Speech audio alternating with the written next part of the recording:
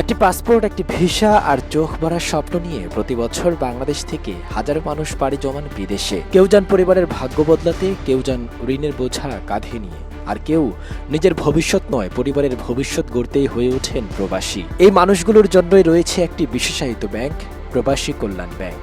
কিন্তু কেন এই ব্যাংক? সাধারণ ব্যাংক থাকতে প্রবাসীদের জন্য আলাদা ব্যাংকের প্রয়োজনীয় বা হলো কেন?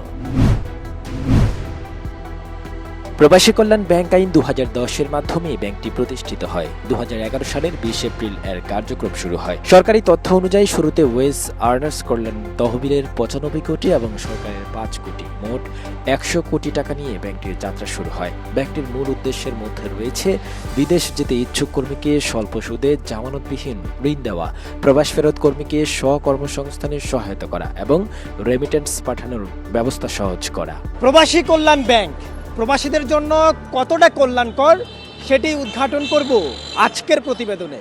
ব্যাংকের ওয়েবসাইটে বর্তমানে অভিবাসন ঋণ, পুনর্বাসন ঋণ, অভিবাসী বৃহৎ পরিবার ঋণ, নারী অভিবাসন ও নারী পুনর্বাসন ঋণ সহ একাধিক ঋণ সেবা রয়েছে। অর্থাৎ সুযোগের অভাব নেই। কিন্তু প্রশ্ন হলো, এই সুযোগ আসলে কতজন প্রবাসীর কাছে পৌঁছাচ্ছে?